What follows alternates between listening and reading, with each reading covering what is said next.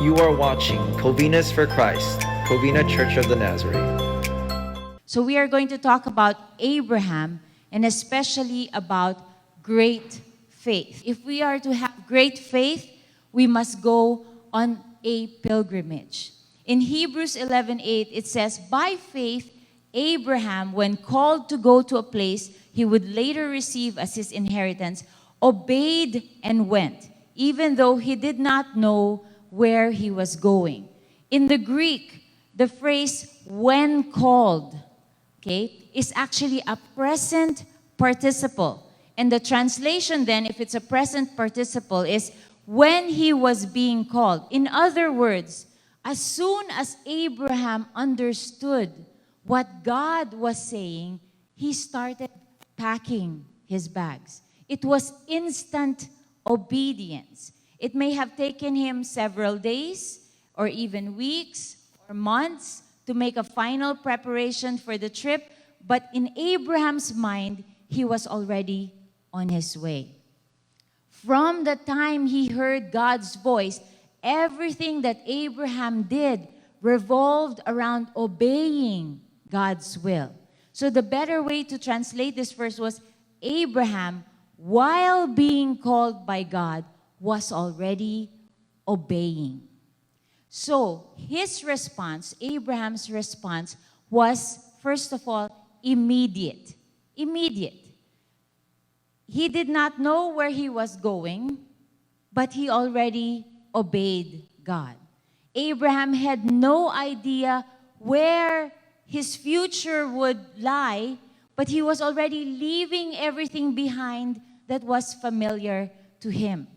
It was not because he knew where he was going. It was not because he saw what he was going to have.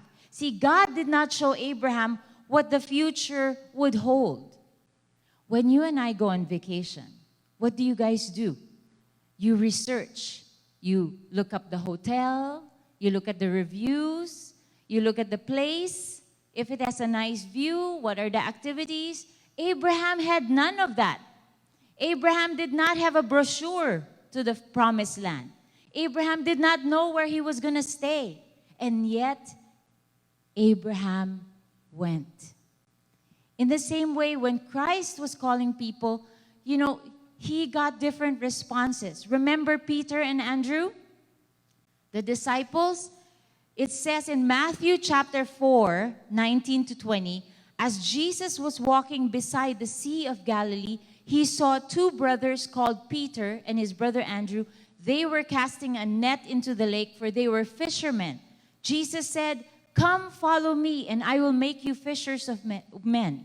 At once, they left their nets and followed him. At once, they left their nets and followed Jesus. Peter and Andrew did not say, "Okay, Jesus, we want to be fishers of men, but wait, let us put away our nets first. Let us park our boats. Let us say goodbye to our family." No, it said, at once they left their nets and followed him. The obedience was immediate. On the other hand, Jesus issued the same call to the rich young ruler. Do you remember the rich young ruler? Okay, Jesus said to the rich young ruler, "Come, follow me." But when the young man heard this statement, he went away grieving, for he was one who owned much property. Jesus told the rich young ruler, "Come, follow me." And what did the young ruler do? He turned away. He was sad because he had so much to lose. How about us today? When God calls us, do we immediately obey like Abraham did? Or do we hesitate? Are we filled with doubts and uncertainty? Do we delay our answer because we are unsure of what is going to happen? If we are to be people of great faith, when we go on our pilgrimage, our response must first of all be immediate. When I was in youth camp, we used to do an activity called the Trust Walk and the Trust Fall. Have you guys done those things? What we would do with our young people is we would blindfold them and we would tell them, you can't see anything, so all you're going to do is hear a voice. Whatever the voice says, you must follow, because if not, you might actually get hurt or fall somewhere. So we would lead them through a maze that we create, and you could see them going like this because they don't know where they're going. And we tell them, take 3 steps, not more than 3 steps, or duck or go under. And they have to follow the voice. And the response has to be immediate because they are worried that if they do not follow, then they would get into some kind of danger. See, that's what faith and trusting God has to be. Even though we don't see where we're going, we don't know where we're going, we just have to respond immediately and obey.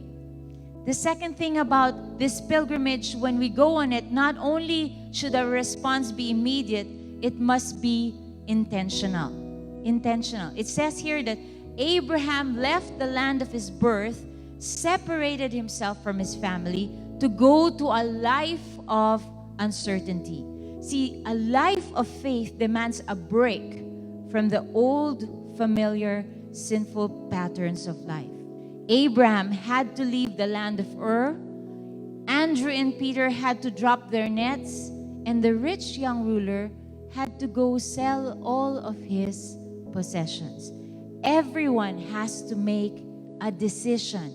It has to be intentional. Every Christian's pilgrim begins like this. We turn away from our old ways, we turn away from the world, and then we wait on God. 1 John 2:15 says, do not love the world or anything in the world. If anyone loves the world, the love for the Father is not in him. It's very clear.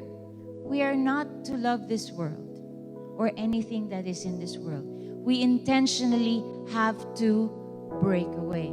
Galatians chapter 2 verse 20 says, I have been crucified with Christ, and I no longer live, but Christ lives in me. The life I now live in the body, I live by faith in the Son of God, who loved me and gave himself for me. So we need to crucify this body. We need to not love this world. Romans 12:2 says, do not conform to the pattern of this world, but be transformed by the renewing of your mind. Then you will be able to test and approve what God's will is, his good, pleasing, and perfect will. And if that's not enough, the Apostle Paul tells us in Colossians 3:2, set your mind on things above, not on earthly things. So let me ask you today, are we able to purposefully leave everything behind? To intentionally leave behind the things that are familiar, to leave our comfort zone, to give up a lifestyle we are used to. Can we do it? I hope so. I say that because we say amen, and then God tells you to do something, to give up a person in your life, to give up a job, to give up everything that is familiar, and then all of a sudden we go, wait a minute, Lord. Is that completely necessary?